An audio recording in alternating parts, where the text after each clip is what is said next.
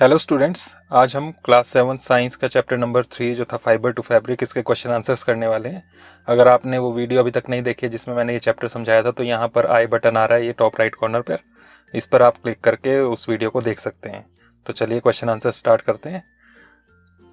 First question है यहाँ पर, you must be familiar with the following nursery rhymes. यहाँ कुछ नर्सरी राइम्स दिए हैं जो आपने पढ़ी होंगी बचपन में। तो फर्स्ट है यहाँ पर, baa baa black sheep have you any wool. Second है, Mary had a little lamb whose fleece was white as snow. तो ये नर्सरी राइम्स थी। अब यहाँ पर इससे रिलेटेड क्वेश्चंस हैं, answer the following. A part है, which parts of the black sheep have wool. तो ब्लैक शीप, जो बाबा ब्लैक शीप की बात की है, उसमें ब्लैक शीप के किस पार्ट में वूल होती है। तो उसके बॉडी के किस पार्ट में, तो हम जानते हैं उसके हेयर से बनती है। तो वही आप आंसर लिखेंगे, hair of the black sheep have wool. तो हेयर डाला यहाँ पर, बाकी सारा वही था, of the black sheep have wool, जो क्वेश्चन में है वही लिखना है आपने, hair of the black sheep have wool. B part है, what is meant by the white fleece of the lamb. तो white fleece of the lamb जो है उसका क्या मतलब है। तो आंसर बनेगा, white fleece of the lamb means it's white fur. Fur मतलब भी वही है, हेयर, बाल। तो लैम्ब होता है मेमना, भेड़ का बच्चा, तो उसके फ्लीस की बात की है, फ्लीस फर को ही बोलते हैं, बालों को ही बोलते हैं, तो वही लिखा हमने, white fleece of the lamb, question में से यही means it's white fur. Question number 2 है, the silk worm is a caterpillar a larva. यहाँ दो पार्ट्स में ये दिया है, कैटरपिलर है सिल्क वॉर्म या लार्वा है। तो यहाँ पर ऑप्शंस दिए हैं अब 4, choose the correct option. First है A, second B, third both A and B, या fourth neither A nor B. तो इन चारों में से कौन सा ऑप्शन होगा। सिल्क वॉर्म क्या है, कैटरपिलर है या लार्वा है या दोनों है या दोनों में से कुछ भी नहीं है। तो आप जानते हैं, जब हमने ये चैप्टर समझा था कि सिल्क वॉर्म क्या है, वो पहले जब उसका जो एग होता है उसमें से निकलता है तो वो लार्वा होता है, उसके बाद वो कैटरपिलर बनता है। तो दोनों ही है वो, पहले जब छोटा होता है उसे लार्वा कहते हैं, फिर उसके बाद जब बढ़ता है वो उसे हम कैटरपिलर कहते हैं। तो इसका करेक्ट आंसर जो होगा वो ये होगा, बोथ ए एंड बी। इस पर आपने टिक करना है और आंसर भी यही लिख देना है, part number 3, both A and B. इसके बाद थर्ड क्वेश्चन है, which of the following does not yield wool. किससे वूल नहीं मिलती है, ऊन नहीं मिलती है, वो बताना है आपने। याक, कैमल, गोट या वूली डॉग। तो याक से, कैमल से, गोट से या वूली डॉग, बड़े बालों वाला जो कुत्ता है वो। तो किससे ऊन नहीं मिलती है, आप जानते हैं, डॉग से नहीं मिलती है ऊन। तो इसको आप टिक कर देंगे, आंसर भी यही हो जाएगा, वूली डॉग। फोर्थ क्वेश्चन है, what is meant by the following terms. ये टर्म्स दिए हैं यहाँ पर, कुछ 3 पार्ट्स हैं, इनके मीनिंग पूछे हैं। तो इसका आंसर जब देंगे आप, फर्स्ट पार्ट है यहाँ पर रियरिंग। तो रियरिंग क्या है उसका आंसर देना है, तो फर्स्ट ये आ गया, raising of domestic animals like sheep, goat, yak, cow and buffaloes for commercial purposes such as for milk and fur is known as rearing. तो रियरिंग का मतलब है पालना। तो जानवरों को जो पाला जाता है, डोमेस्टिक एनिमल्स, जो पालतू जानवर होते हैं, उनको पालते हैं हम कमर्शियल पर्पस के लिए। किन किन एनिमल्स को, sheep, goat, yak, cow, buffaloes. तो ये है कुछ, तो इनको हम कमर्शियल पर्पसेस के लिए पालते हैं। किन कमर्शियल पर्पसेस के लिए, मिल्क, फर, मीट भी हो सकता है, तो इसके लिए पाला जाता है, इसे हम कहते हैं रियरिंग। तो ये है रियरिंग का मीनिंग। फिर इसके बाद सेकंड है शेयरिंग।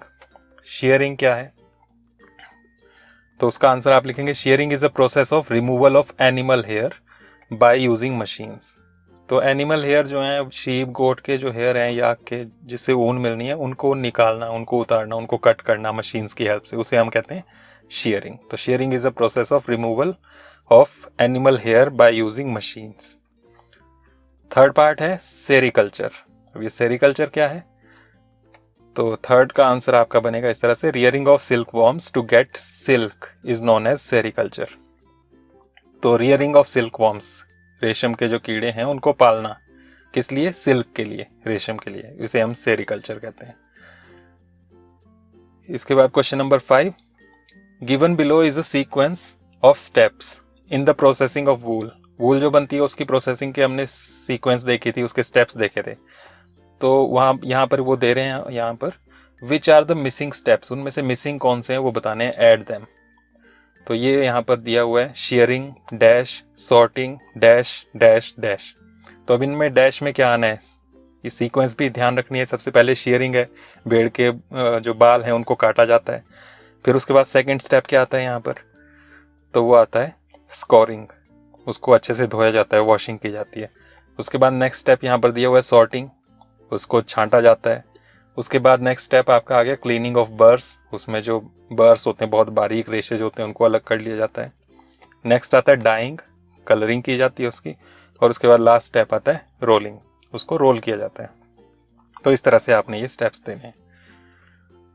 क्वेश्चन नंबर 6 है make sketches of the 2 stages in the life history of the silk worm या silk moth which are directly related to the production of silk. तो सिल्क की production से directly related कौन कौन सी 2 stages हैं उसकी life की, सिल्क मॉथ की, वो बतानी है। तो बुक में आपके डायग्राम बना हुआ था, सिल्क वॉर्म या सिल्क मॉथ जो है उसकी लाइफ साइकिल क्या है, एग से क्या बनता है, उसके बाद क्या बनता है, कहाँ पर उसका सिल्क निकलता है। तो वो सारे का सारा वहाँ पर दिया हुआ था, उसमें से सिर्फ वो 2 स्टेजेस लिखनी है हमने, उनके डायग्राम बनाने जहाँ पर सिल्क बनता है। तो उसका आंसर जो है ये बन जाएगा। तो आपने ये 2 डायग्राम्स यहाँ पर बनाने हैं। 2 स्टेजेस पूछी हैं, तो फर्स्ट स्टेज हो गई कोकून स्टेज और सेकंड हो गई ये कोकून विद डेवलपिंग मॉथ। तो इसके अंदर जो मॉथ डेवलप हो रहा है वो भी दिखाया हुआ है। तो ये 2 स्टेजेस हैं, इसमें जो बाहर ये कोकून है इसी से सिल्क फाइबर मिलता है। तो ये 2 डायरेक्टली रिलेटेड है सिल्क की प्रोडक्शन से। तो ये डायग्राम बनाना है, आपकी बुक में भी है, वहीं से देख के आप बना सकते हैं इसको। क्वेश्चन नंबर 7 है out of the following which are the 2 terms related to silk production.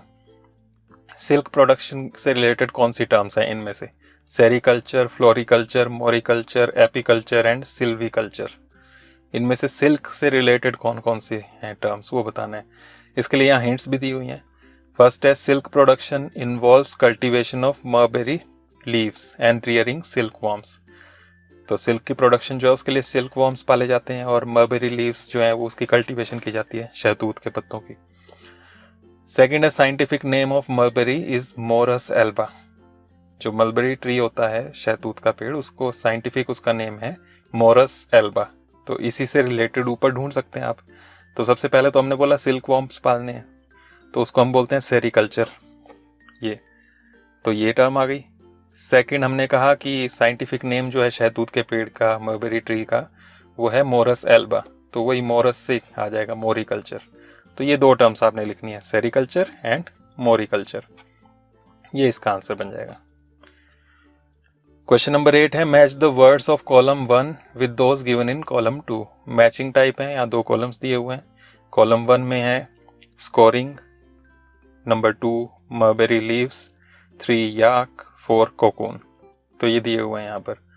Column 2 में है yields silk fibres, B wool yielding animal, C food of silk worm, D reeling, E cleaning sheared skin.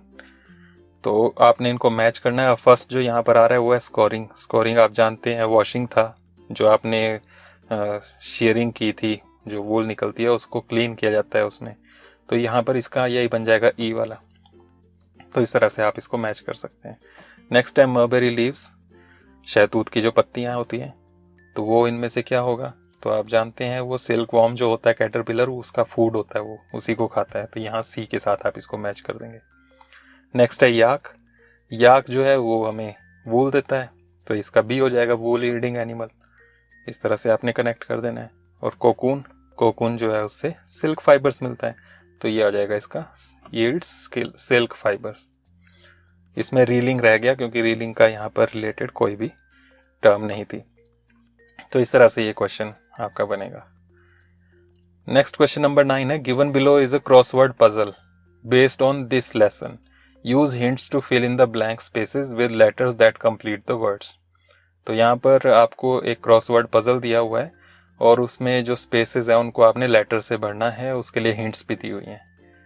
तो ये puzzle है, hints जो हैं वो एक एक करके यहाँ मैं दिखाता जाऊँगा आपको और इसमें हम फिर उसको फिल करते जाएंगे।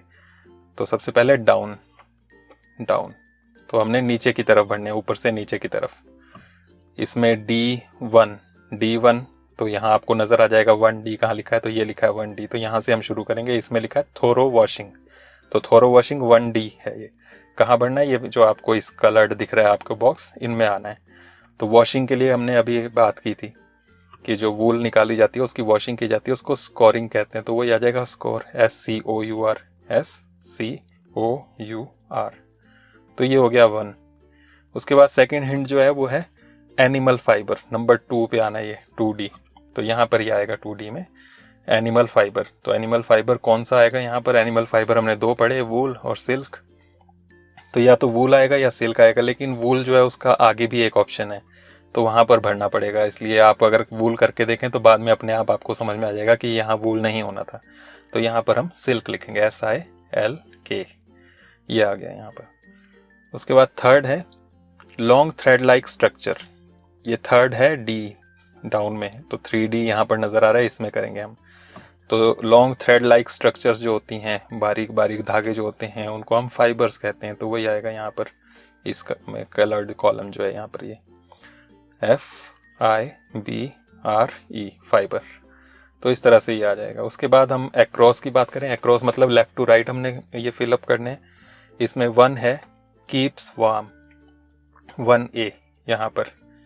तो इसमें आपने यहाँ पर ये भरना है कीप्स वार्म। तो क्या चीज़ हमें गर्म रखती है वो, तो अब यहाँ पर वो फाइबर आ गया वूल, तो इसलिए हमने सिल्क पहले लिखा था। तो यहाँ वूल आएगा, WO लिखा हुआ है, उसके बाद फिर O और उसके बाद फिर L भी लिखा हुआ है। तो इस तरह से हमारा पता भी चल रहा है हमें कि ये हमारा करेक्ट है, क्योंकि जो पहले के लेटर्स थे उनके साथ ये मैच कर रहा है। उसके बाद सेकंड है its leaves are eaten by silk worms. तो सिल्क वॉर्म्स किसकी लीव्स, किसकी पत्तियां खाते हैं, तो हमने बात की थी पहले ही, अभी थोड़ी देर पहले, शहतूत की, मलबेरी। तो वही आएगा यहाँ पर। कहाँ आना है वो, यहाँ पर आना है, इस कलर्ड रो में 2A। MULB आ गया पहले, ERRY, तो ये आ गया मलबेरी। उसके बाद थर्ड है hatches from egg of moth. तो मॉथ जो होता है उसके एग से क्या निकलता है, तो ये लास्ट जो है 3A यहाँ पर बढ़ना है। तो जो सिल्क का मॉथ हो, उसका एग हो, चाहे कोई भी हो, मॉथ का एग जो होता है, चाहे बटरफ्लाई का हो, उससे क्या निकलता है, तो वो जो निकलता है उसे हम कैटरपिलर कहते हैं। वही आएगा यहाँ पर, CATERPILLAR, ये कैटरपिलर बन जाएगा। तो ये लास्ट क्वेश्चन था और बड़ी अच्छी एक्टिविटी है, इसको भी आपने ज़रूर करना है अपनी फेयर नोटबुक में। और इस तरह से ये क्वेश्चन आंसर्स यहाँ पर कंप्लीट होते हैं। Thank you. अगर आपको ये अच्छे से समझ में आ गए हो तो फेयर में तो आपने नोट कर ही लेने, साथ में इस वीडियो को लाइक, शेयर और सब्सक्राइब भी ज़रूर करें। Thank you. बाकी हम इसके बाद नेक्स्ट चैप्टर नेक्स्ट वीडियो में करेंगे।